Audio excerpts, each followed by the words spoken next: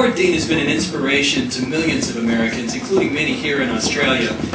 The chapters that we have in Sydney, Brisbane, and Melbourne, the people who are leading them were people who were inspired by Howard Dean's call to citizen participation and to get involved.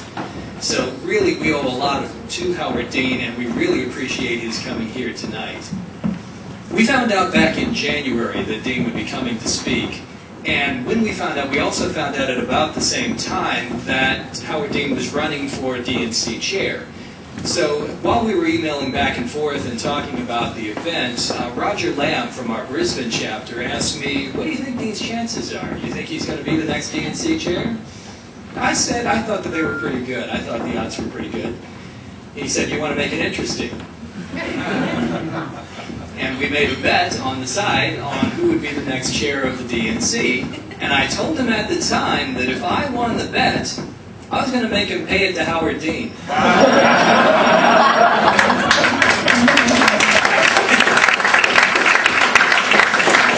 without any further ado, I'd like to bring up Roger Lamb from our...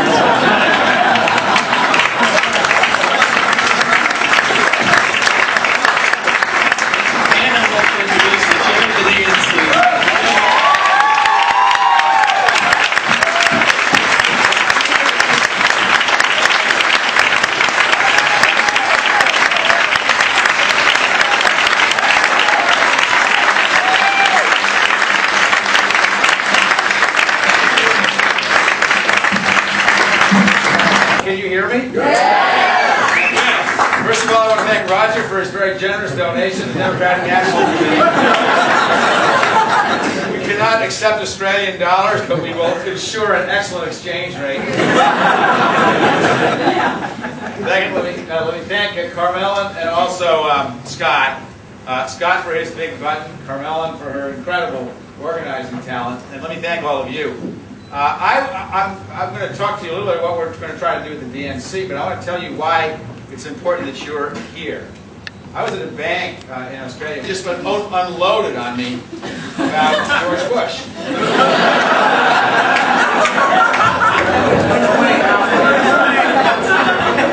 This is the banking community, right? And it's actually true. I've done a lot of traveling since I dropped out of my own presidential campaign over a year ago. And the level of respect for what I have long considered to be the greatest country on the face of the earth is at the lowest point that I have ever seen it in my lifetime of 56 years. We can do better than this. Americans are better than the leadership that we have, and we will do better than this. And it's important that you, as Americans, make it very clear that 48% of us do not agree with the right-wing tendencies that this President of the United States is doing. And we believe that cooperating with other countries is important, and we believe that if you want to lead, which is the traditional American position in the world, since the end of World War I, if you want to be a leader, then accepting not just that we're going to be a strong military power, but that we're also going to continue to have the high moral ground, that matters in foreign policy too. And as Americans in other countries, you ought to be proud to be Americans, but you ought not to have to defend what the leader of the American people.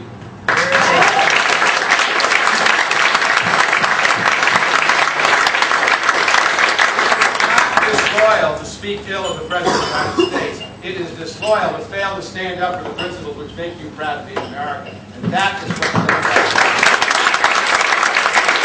what we put 14,000 people in Ohio from New York and Illinois and New Jersey and other states. And they had 14,000 people from Ohio talking to their neighbors about why they should vote Republican. If only we can have a super candidate. If only we can have someone with the charisma of Jack Kennedy or Bill Clinton, then we can win. The Republicans don't have any worries like that. What they have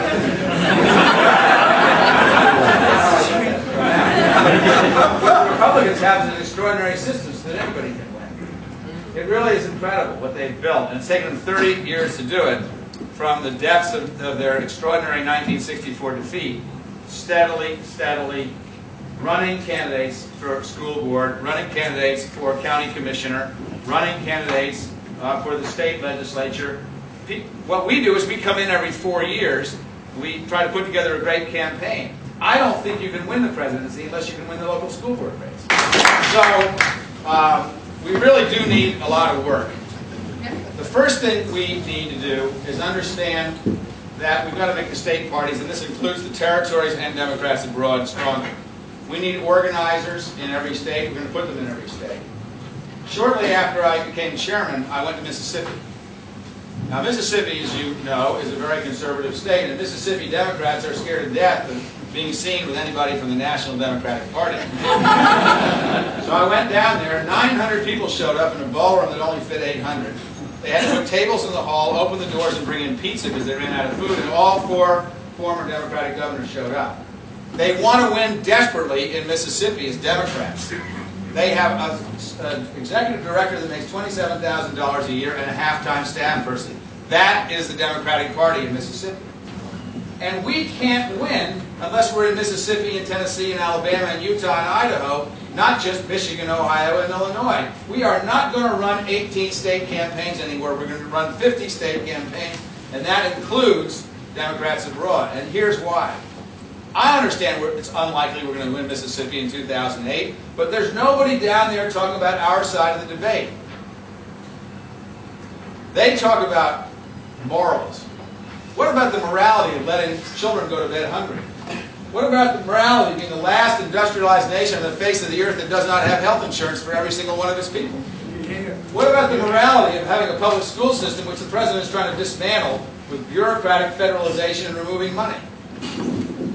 There is plenty of morality in the Democratic Party. I'm not the least bit afraid to talk about morals. We've got to go do that in Mississippi. We can't be afraid to show up down there.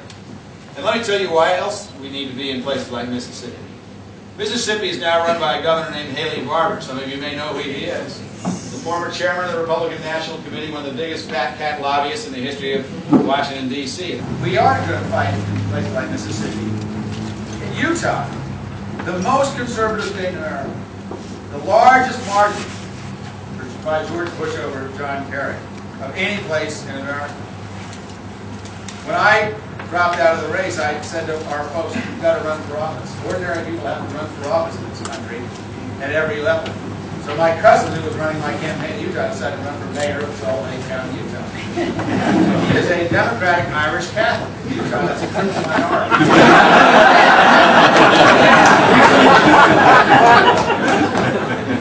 And he won.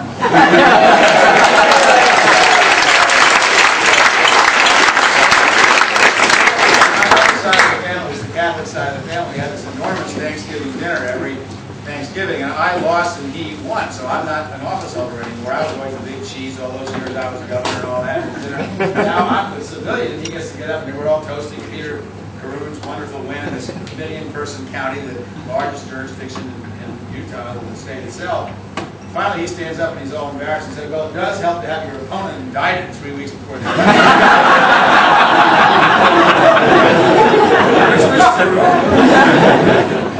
But even despite that, of course, the Republicans are resourceful people. They got her off the ballot with a fake physician's excuse and put somebody on there with 3 weeks to go, spend $400,000 a week telling everybody what it looked like. Wasn't he won anyway by about 6 points? The point I'm trying to make here is, even in Utah, the most conservative state in America, Democrats can win. Even conservatives and Republicans don't like corruption in government, which is why we have a pretty good chance in 2008 or other things.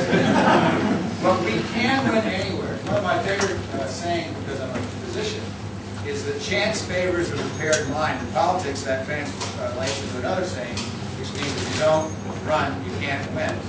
Once you run, you don't know what's going to happen. Sure, you're down by 40 points, as my cousin was in the mayor's race in Salt Lake County. Well, all of a sudden, lightning strikes, bad things happen to the opponent, you run a decent campaign, you've been out there talking about fiscal responsibility and so forth, which conservatives like, and you're talking about running the place properly, and you win. We do need ordinary people to run for office, and that's why we're putting organizers in every single state. We do need to have a presence everywhere. I was out in St. Louis about 6 or 8 months ago. A lady came up to me and said, I'm from West County, Missouri. Anybody here from Missouri? St. Louis. All right. Well, I don't know where West County, Missouri is, but she told me it was the most conservative county in Missouri. She said, you know, your campaign really got me going. I got to thinking that we ought to have a Democratic Party because we haven't had one for 20 years. So I got 3 friends together in my kitchen, and that was the Democratic Party meeting. Today, she has 250 people meeting once a month. That's the Democratic Party in West County. There's not one county in America.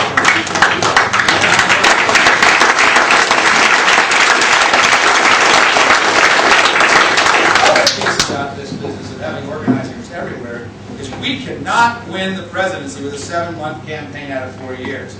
For 3 decades, the Republicans are running 4-year campaigns out of a 4-year cycle. We need to understand that campaigns are permanent. This isn't about a revolution. This is the most extraordinary vision of government that I've seen in America in my lifetime. People who are shredding the Bill of Rights, people who are shredding the New Deal. Imagine the idea of turning Social Security over to the same people who gave us Enron. The President of the United States is trying to sell that to the American people. This calls for different kind of times. And the mobilization that we need to do is about making people understand that they have an investment in democracy. When I used to go to high schools all the time when I was governor, I told all the kids they had to vote and how there was their civic responsibility and all that stuff. I'd never make that speech anymore. I think voting gets you a D. Bare minimum passive. You got to run for office, you got to give money. Just like the $10 I got. You know, our campaign, you know what our campaign did? We raised, as you know, $100 million, or excuse me, $53 million. And we raised it in average increments of $109. Now, that was ordinary people giving money. We raised more money than all the other candidates, and we didn't depend on corporate financial folks or any of those folks that the Bush folks get their money from. If you want campaign finance reform, don't wait for the legislature to do it. Don't wait for Congress to do it. If you want campaign finance reform, do it yourself. Give 10 or 15 bucks on the internet to a candidate that you really like, because it adds up. We didn't owe anybody anything except for small donors, ordinary people. We have got to train middle class and working people in America to give money to campaigns that they like over a period of time. We ran a guy against Tom DeLay the last time, named Richard Morrison. He raised $600,000 in small donations and scared the hell out of Tom DeLay, which is great because when Tom gets indicted 3 weeks before his election,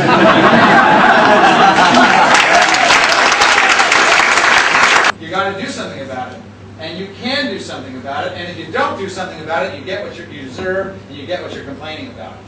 We can fix this problem, but it takes work. 4 years at a time. It takes continuous effort, and it takes also the creation of a family. The most destructive thing that this president has done to us, in a long list of destructive things, whether it's lying about the war, or whether it's attempting to attack the school system, whether it's the deficits, all those things are terrible things that he did to our country.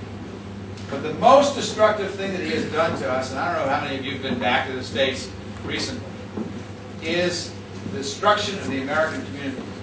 The idea that we're all in this together. The attack on Social Security is not just an attack on old people or a way of giving huge amounts of debt to young people. It's an attack on the social contract that says we have some responsibility for each other. They believe that the individual is supreme and that if you're poor, it's your fault, if you're rich, it's your gain, and that's the way life is. Well, Democrats don't believe that, and America didn't get to be a great country by believing that. We got to be a great country.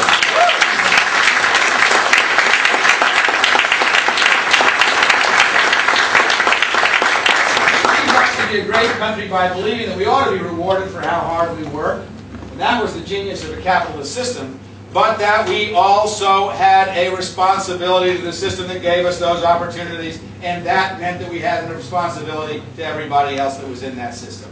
And when that culture fails, our country fails. And I'm going to close out with this. You know this better than almost everybody else that I speak to, because you live in another country. Other countries believe, and want to believe, in the idea of a society where if you work hard enough, you can achieve anything. In fact, Australia is a little like that. More so than most other countries that I've been to. Certainly more so than European or Latin American countries. America has stood for everything. I have an Australian friend who I've spent quite a bit of time with. Since this, while I've been here, we talk a lot about politics. And one of the things he said is, I love to come to America. I love to come to New York. And I go, oh my God, I grew up in New York. Why would you ever want to come to these cities? And he says, you don't understand, being in America, you don't understand what it is to come to America if you're Australian or anybody else. America is what makes everything happen in the world. It's an incredible idea, but it's true. That's what we're losing with this presidency. That's what we're losing with this right-wing coup that's taken over the Republican Party. Because Republicans really aren't Republicans anymore. They certainly aren't the Republicans that I grew up with that managed money properly. They were a little more conservative, perhaps, but they were thoughtful people. They believed in facts. When you don't believe in facts anymore, then you can't run the country. These folks that are there now don't believe in facts. They make them up to suit themselves, and you can't run a family, a country, a state, or a company if that's what you do. We need to do better, not just for America.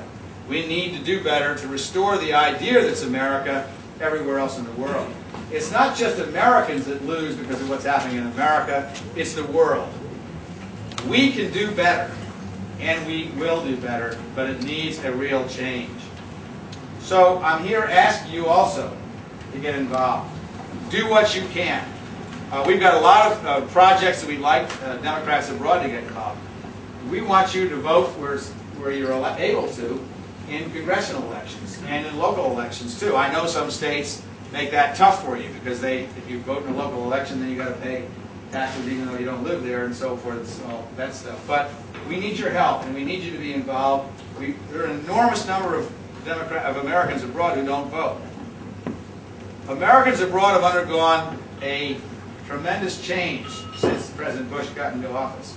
The expat community used to lean Republican because they were mostly business people. That's not true anymore. Everywhere I've been, whether it's Europe or Australia or anywhere else, the business community understands how bad the president's policies are for the furthering of American business elsewhere. If we get out Americans to vote who are part of the Americans abroad community, that they're likely to vote Democratic. We need to do that. We need to identify them. We need to get organized. We need to start now, not 6 or 8 months before the 2008 election, not 6 or 8 months before the 2006 election. We need to get organized. We're not going to win unless we get organized. Anybody who thinks that Bill Clinton's suddenly going to come down and run for a third term and win you're indulging yourself in something you can't afford to do if you want to build the kind of society that we need to build, not just in America, but around the world. Because a lot of the success around the rest of the world does depend on having a strong America, but mostly having a moral and just America who others admire. Thanks very much.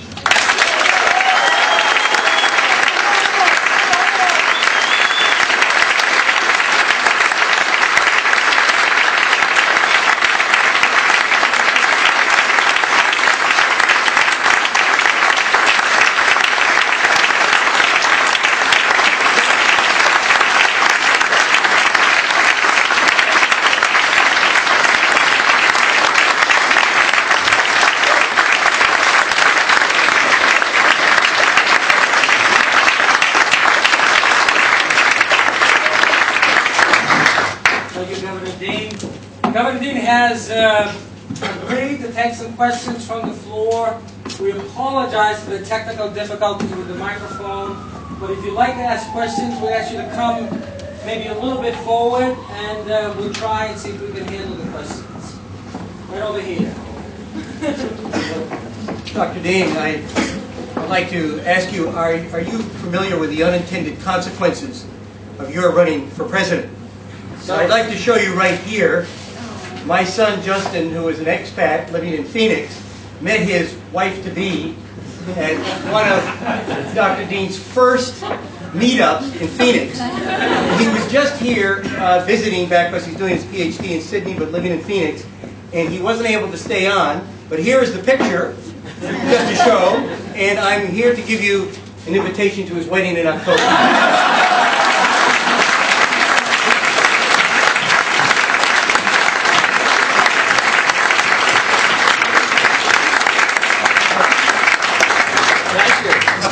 Actually, there have been 5 or 6 of those weddings. Like Oh, so he's not. It's really, one of the things that happened after our campaign was interesting. That what we had built was really not a campaign; it was a movement, and we need to keep that going, and it is going. And I think some of you have really gotten into it because we are building a family and a community again. from the ashes of what had been politics as usual. And we need to do that. This has to be about community and justice, not just about winning political campaigns. And I think that's why a lot of you stayed in the process. It's not about a particular candidate. It's about changing America. I didn't take the DNC job just to help Democrats win. I took the DNC job because I want to change the culture and the progressivity of America. And I think this is the best available job since I didn't get the one I wanted. Keep trying. I'm wondering what you read on the California gubernatorial campaign is, and particularly Phil Angelides' chances. Phil's a terrific guy. I haven't been back I've been on the road outside the country for about 10 days. I'm not sure if all the candidates are still in. I've heard that Bill Lockyer wasn't going to might run for state treasurer, which means there are two candidates in the race for governor. Schwarzenegger is more vulnerable than he was. Schwarzenegger, oddly enough, is a little like Bush, even though his politics aren't. It's a lot of effective campaigning, but not much substance. It's about control. It's not about policy. But the Republicans seem to be, which astonishes me. I used to get a lot of Republican support when I was governor. I don't have it in for Republicans. What I do have it in is for ideologues and bigots, and they didn't used to be one and the same.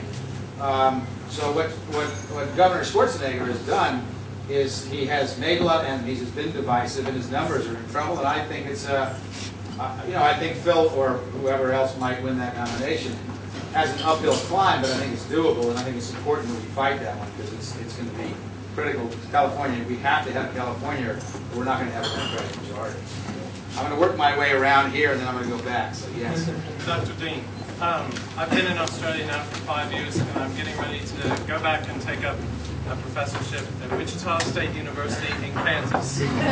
So I'm appreciating your 50-state campaign promise. So if you want to come to Wichita, make sure you come and see us. I actually went to Kansas early on. We've got a lot of work to do there. But I have a question. Yes. I'm taking a professorship there, but I'm interested in what the tertiary education situation is and what the Democratic Party is going to do to obviously help not only the working conditions for teachers, but also the possibilities for more students to go to university. Can you tell us what the situation is at the moment? Well, the president's cutting back on Pell Grants and has been for quite some time. His tactics have been to give enormous tax cuts to his friends and have the middle class and working people pay for it, which is not a surprise. Although the degree to which he was willing to run huge deficits surprised me a lot. Let me just be very blunt about this. The first thing we've got to do is balance the budget. We really have to do that. If we don't, I think we're risking not just harm to America's economy, but if the consumption goes down in the states and the consumer economy begins to weaken significantly, that's going to have a worldwide effect. It's going to have a big effect here in Australia because it's going to have a big effect on some of Australia's customers, like the Chinese, and so forth and so on. So it's going to have a big effect everywhere. We've got to balance the budget, and we've got to keep ourselves financially strong. Which means I can't promise you we're certainly going to have all kinds of new programs, like most politicians would promise you on an occasion like this. However, let me say a couple of things about higher education. It used to be that was America's forte. Today, it isn't. I just went to the University of Sydney. There are enormous numbers of Asian students at the University of Sydney. Most of those students would have been in America before 9/11, before the Patriot Act. Now we have to find a way. Of course, we don't want to let terrorists in America, but we have to find a way not to exclude every other foreign student while we're at it.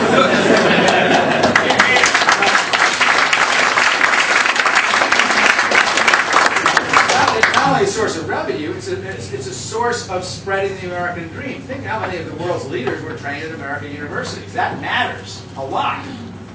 And we're losing that now. So, and furthermore, America is not a cosmopolitan country. It's so enormous. Everybody here knows that America has probably the lowest rate of understanding of the foreign language of most of the developed world. And why is that? Because we're an enormous 300 million person country with a huge expanse of a monolingual culture, and people don't have to learn other languages for the most part, so we don't. What an advantage for us to have a large number of foreign students. If we can't go to their culture, they can bring their culture to us. It's a real opportunity for us. It's been a terrible disappointment to see the Patriot Act, and I don't actually think that the President is trying to exclude foreign students on purpose. I just think it's a byproduct of the usual complete lack of long-term thinking about the policy implications of what is going on in the short term. So, one, we need to find a way to reopen the borders to foreign students in the United States of all kinds. Two, we need to restore Pell Grants, at least to a reasonable level. And three, I think the nature of higher education in America has to change somewhat. I would never want to, I don't know anything about the Australian system of higher education, but I do know something about the European systems.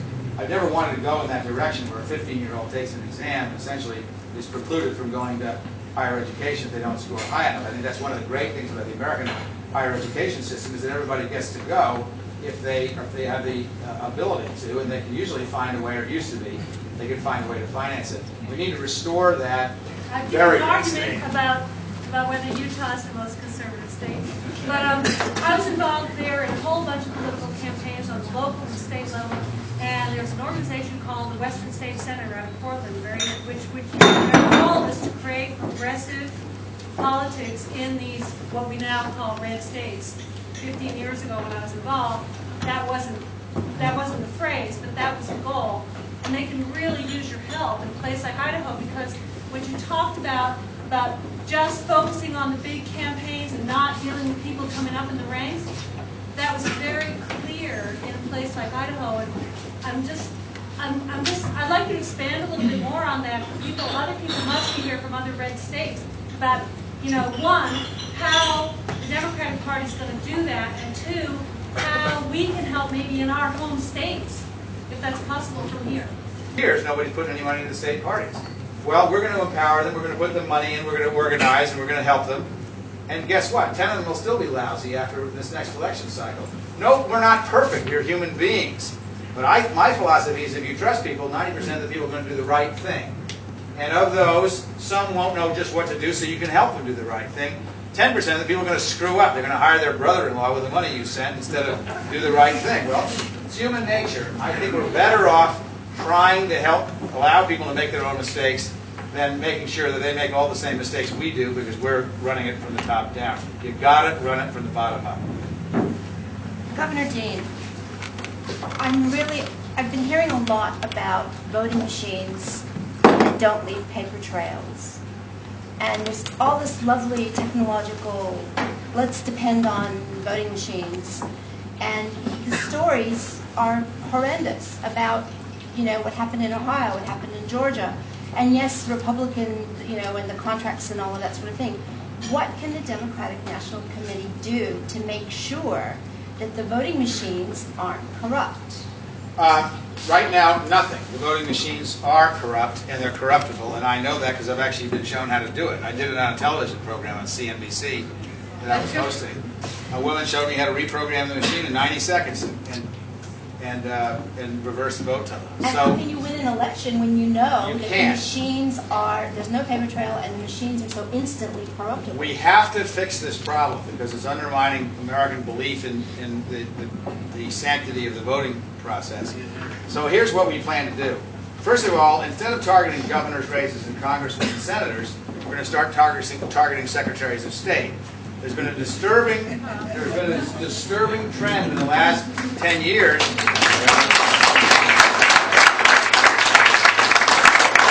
What I'm about to say doesn't apply to every Republican Secretary of State, but more and more of them, and they one in Ohio and Florida, are the most outrageous examples, they believe their allegiance to the Republican Party is more important than their allegiance to the American voting process. That's an impeachable offense, but of course, since the Republicans run the legislatures in those places, that doesn't happen. We're going to target the Secretary of State's race in Ohio. We're going to target the governor's race in Florida because the governor appoints the Secretary of State. Now, look, I'm just not being partisan here.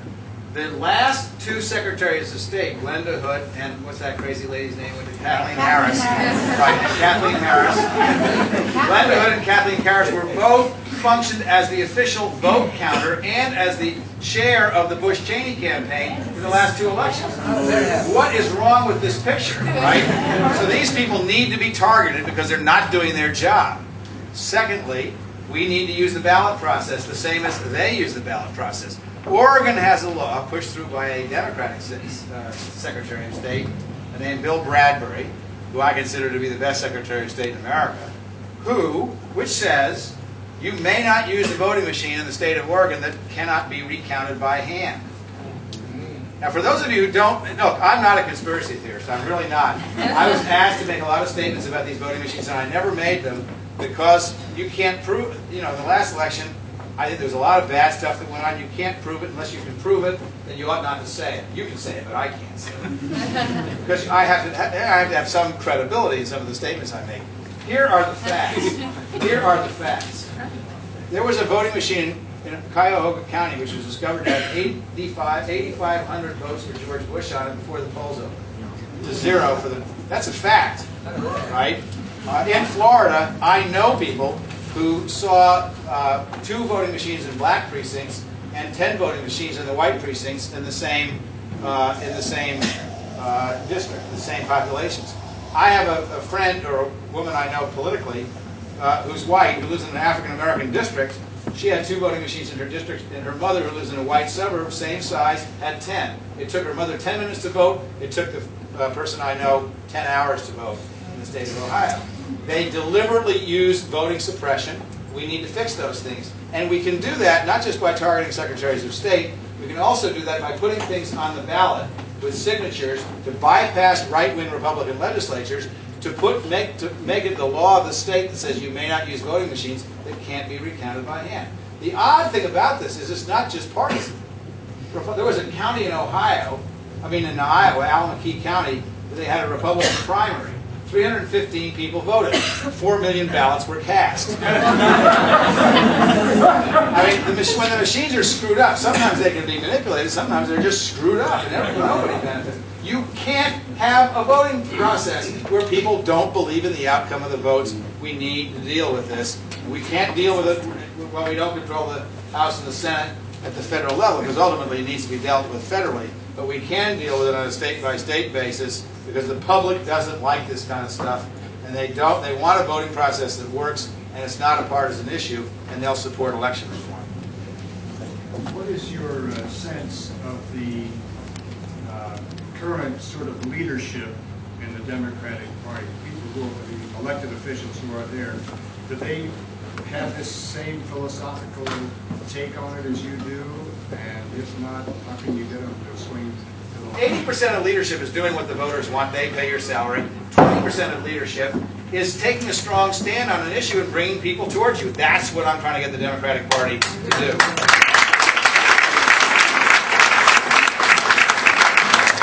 Well, Dr. Dean, on that very point of strong differences, is there a strong difference about what we ought to do from here on in Iraq, about Iraq, between us and the Republicans? Because it seems to me that it's not highly visible. I don't think there's... Well, this is a tough one. Look, I did not support the war. Now, you should know why I didn't support the war. Most people assume because I was some sort of peacenik. Actually, I supported the previous 4 wars, including President Bush's father's war in Iraq, because I didn't think that we ought to... I thought if we had a treaty arrangement with a country that called for us to come to their defense, that we needed to oblige and keep our end of the bargain. The reason I didn't support this president's war in Iraq is I didn't think he was telling the truth, and he wasn't, as subsequent events, including the 9/11 Commission, have shown. However, we're now there. What the president has done, this is the difficult part for Democrats, the president has created a national security disaster for America where one did not previously exist. The fact was there was never any evidence that Saddam Hussein posed any threat to the United States of America whatsoever. None. There was never such evidence. And the 9/11 Commission never found any such evidence. So we went to war, but now there is an enormous security threat to the United States, which President Bush has created. I was thinking about this morning because I knew I was going to come in and talk. It has occurred to me that this president is not strong on defense at all. He got elected because he was thought to be strong on defense. He's actually made America the weakest it's been since the beginning of the Cold War.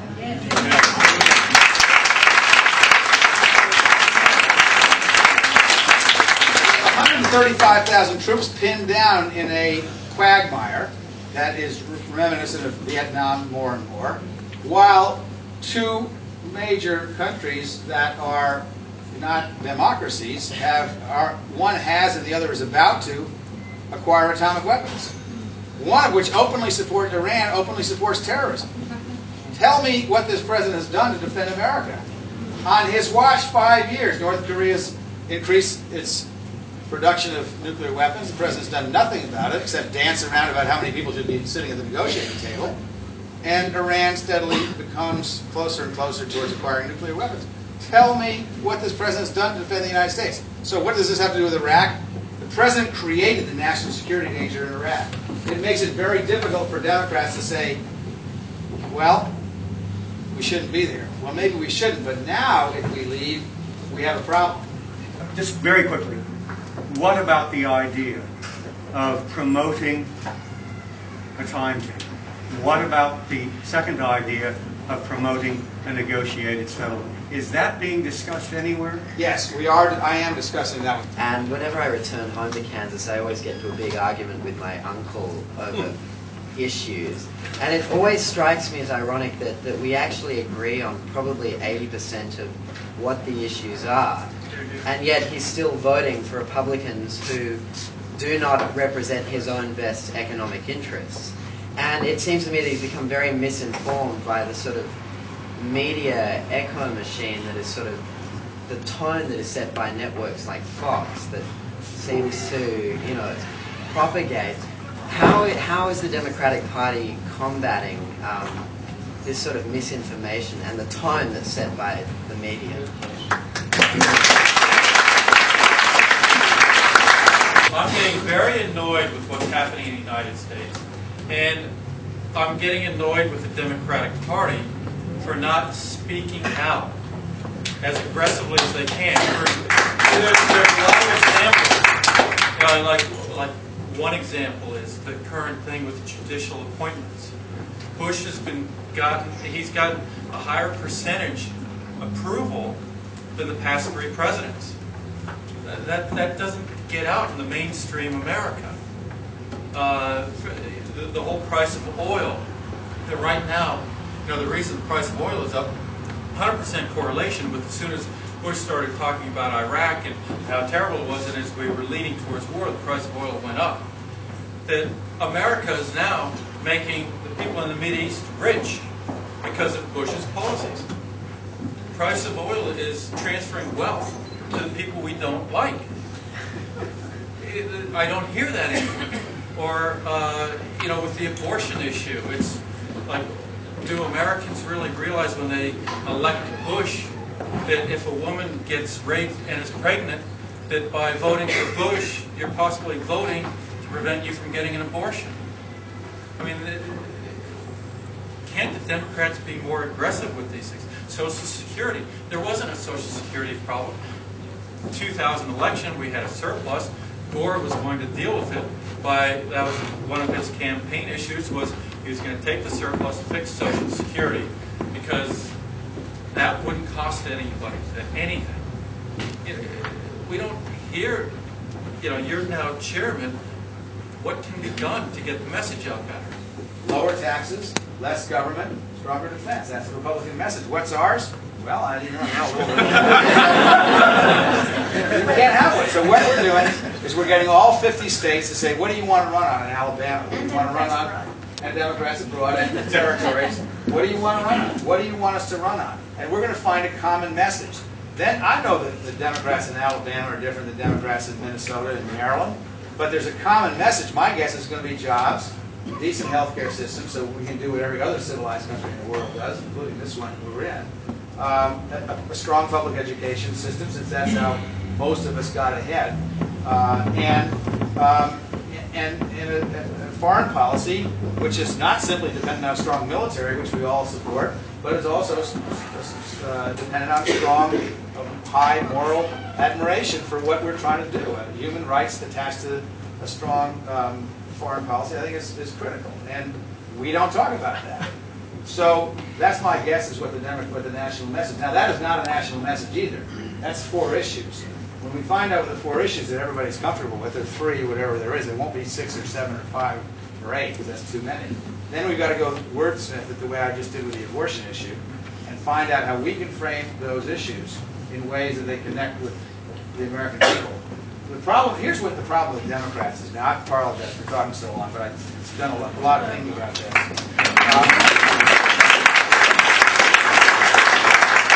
I'm going to tell you about a poll. We have, when I got in there, I don't say it this way at home, but we basically cleaned house. And we got rid of all the consultants and all that. And then you got to have some consultants. So we have our new pollster is about a 30-year-old guy who's African American. And he's just smart as hell. And he did the best poll I've seen in 10 years in this business. And I want to tell you about this poll. Then I'm going to shut up and we're not going to get the last question. We'll go home. But this is a really interesting thing. The poll was about faith-based voting, and all that stuff was very interesting, but I'm not going to get into it with you. It's more or less what you might expect. But he divided America into 4 groups. The first group was Merlot Democrats. That's most of us. Well-educated people. You think you care a lot about issues. Maybe you don't drink Merlot. I'm a teetotaler, but I'm still a Merlot Democrat. And you're driven by issues. You're thoughtful and progressive, and you think about long-term consequences. And we overwhelmingly vote for the Democrats. The next group that voted slightly Democratic, but not overwhelmingly, was what he calls patriotic pocketbook voters. Those are mostly independents, but they're deeply concerned with management issues like the budget and jobs and so forth and so on. Realize the president's making a mess out of everything. They voted mostly for John Kerry, but they were concerned about Kerry's defense stuff, and so it wasn't overwhelming. The next group are reliable Republicans. These are the highest income people, and all they care about is the tax cuts. They're great, they got theirs. Now they're going to vote Republican, that's that. And the last group was an interesting group that I want to tell you about. This is a group that he called backlash Republicans. My generation would have called them Reagan Democrats. And this is why Democrats have a problem. They have the highest anxiety levels I have ever seen in a poll about economic issues. This is a 1 to 10 scale for any of you who have ever done any polling. Very high ratings are 7.5 to 8. These are 8.5 to 9s in terms of worried about loss of jobs, being sent overseas, worried about your health care. These people are 2 paychecks away from losing their house. People who are a health care emergency away from bankruptcy, even if they have health insurance, so they have lousy health insurance. And they vote overwhelmingly for George Bush. And why do they do it? Because at the other end of the spectrum, they have the highest anxiety levels I've ever seen about moral values. And we're not just talking about gay marriage and abortion. They're against gay marriage and they're against abortion. They think it's awful. But what they're worried about is what's coming through the television at their kids. They're worried about what their kids in junior high school and high school are doing when they get home because they're working 2 jobs and they aren't home. They're worried about the sheriff who just found a methamphetamine lab 2 counties over, and they know that's going to come into the schools.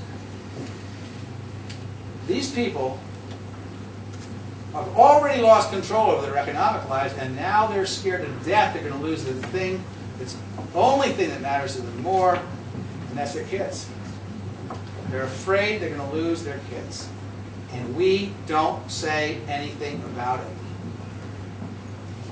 Democrats are us Merlot types.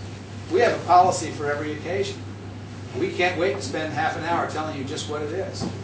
George Bush will say 4 things in 20 seconds, 4 times a day, for 100 days in a row. And people know what he says he stands for.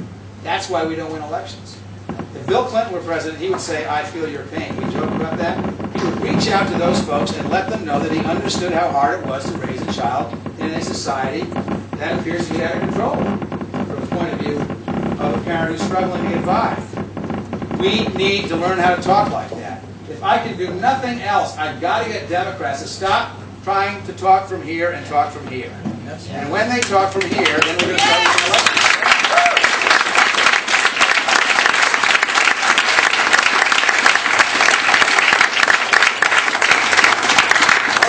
Poll I've seen in 10 years. Democrats have to start acknowledging people's pain. Most people in this country do not operate the way we do. We operate from here. Most people operate from here.